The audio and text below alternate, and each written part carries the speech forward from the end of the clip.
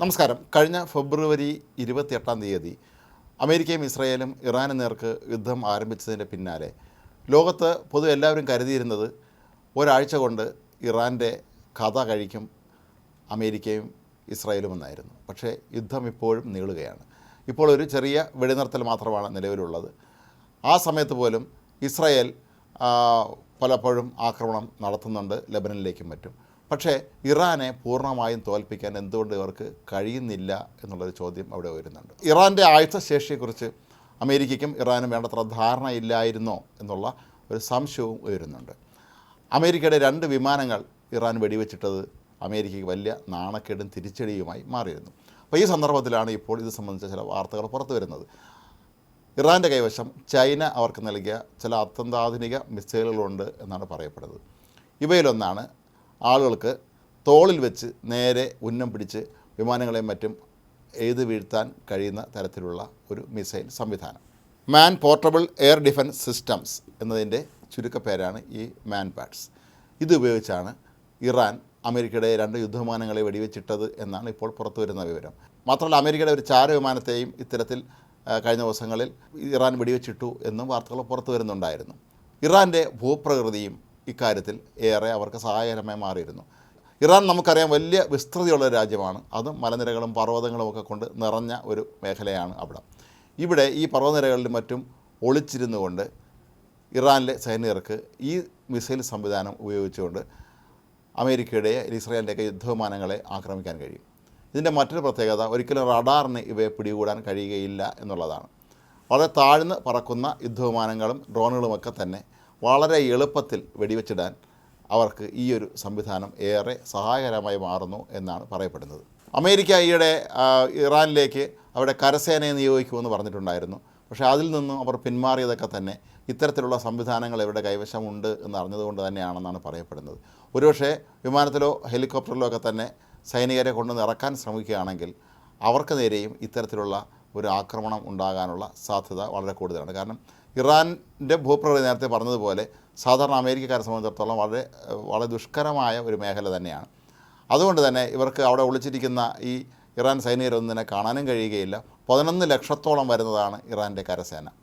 അതുകൊണ്ട് തന്നെ അവർക്ക് ശക്തമായി പ്രവർത്തിക്കാനുള്ള എല്ലാ സംവിധാനങ്ങളും കരസേനയ്ക്കുണ്ട്. ഇറാൻ്റെ വ്യോമസേന മാത്രമാണ് സാമാന്യം ദുർബലമായിട്ടുള്ളത്.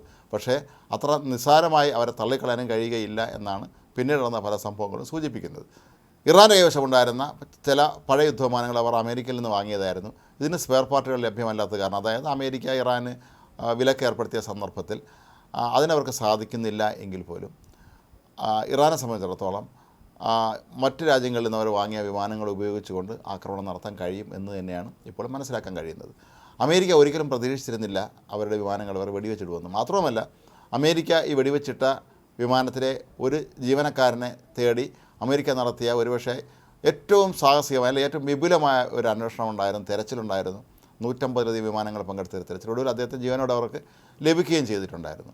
പക്ഷേ അപ്പോഴും അമേരിക്ക അമ്പരപ്പിച്ചൊരു വസ്തുത എങ്ങനെയാണ് ഇവർ കൃത്യമായി വിമാനങ്ങളെ വെടിവെച്ചിട്ടത് എന്നുള്ളതായിരുന്നു. അതിനുള്ള മറുപടിയാണ് ഇപ്പോൾ നമുക്ക് ലഭിക്കുന്നത്. മാത്രമല്ല ഗൾഫ് രാജ്യങ്ങളിൽ അമേരിക്കയുടെ താവളങ്ങൾ നേരിടാൻ ഇറാൻ ചൈനയുടെ ചാര ഉപഗ്രഹങ്ങളെ ഉപയോഗിച്ചിരുന്നു എന്നുള്ള ആരോപണം പുറത്തു വന്നിരുന്നത്. ഇക്കാര്യമെല്ലാം തന്നെ ചൈന തള്ളിക്കളഞ്ഞിട്ടുണ്ടായിരുന്നു. ഈ ആരോപണങ്ങളൊക്കെ തന്നെ ചൈന നിഷേധിച്ചിട്ടുണ്ടായിരുന്നു. പക്ഷേ അതിനെ നമുക്ക് നിസ്സാരമായി തള്ളിക്കളയാൻ കഴിയുകയില്ല.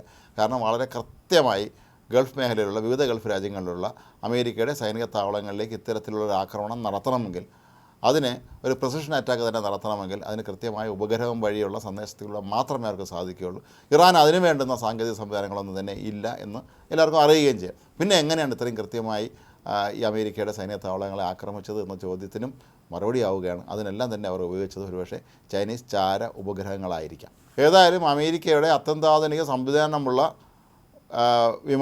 പോർവിമാനങ്ങളെപ്പോലും വെടിവെച്ചിടാനുള്ള സാങ്കേതിക വിദ്യ ഇറാൻ്റെ കൈവശമുണ്ട് എന്നും അതിന് റഡാറിന് പോലും കണ്ടുപിടിക്കാൻ കഴിയുകയുമില്ല എന്നുള്ള വാർത്ത ഇപ്പോൾ ആഗോളതലത്തിൽ തന്നെ വലിയ തോതിലുള്ള ചർച്ചയാവുകയാണ്. പ്രതിരോധ വിദഗ്ധർ പലരും ഇതേക്കുറിച്ചുള്ള വളരെ വിശകലനങ്ങൾ നടത്തിയിട്ടുണ്ട്.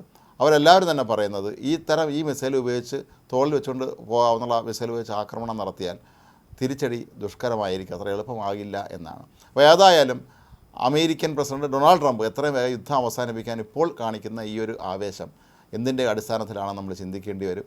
അത് തീർച്ചയായും തങ്ങൾക്ക് വലിയ തോതിലുള്ള ആഘാതമുണ്ടാക്കും, അമേരിക്കൻ ജനങ്ങൾക്കിടയിൽ താൻ വളരെ ജനപ്രീതി ഇല്ലാത്ത ആളാകും എന്നുള്ള ഭയവും ഒരു വശത്ത്. മറുവശത്താകട്ടെ അമേരിക്ക കോടിക്കണക്കിന് ഡോളറാണ് ഓരോ ദിവസവും ഈ സൈനിക നടപടിക്ക് വേണ്ടി ചിലവായിക്കൊണ്ടിരിക്കുന്നത്. അപ്പോൾ അതുകൊണ്ട് തന്നെ ഇറാൻ എന്തിനു സജ്ജമാണ് എന്ന് ഇറാനിലെ ഭരണാധികാരികൾ നേരത്തെ പ്രഖ്യാപിക്കുമ്പോൾ അത് വെറും വീമ്പടിയാണ് എന്നാണ് ലോകം കരുതിയിരുന്നത്. പക്ഷേ അങ്ങനെ അല്ല, അവർക്കതിനുള്ള എല്ലാ സംവിധാനങ്ങളും ഉണ്ട് എന്ന് ഇതോടെ ഇപ്പോൾ ബോധ്യമായിരിക്കുകയാണ്.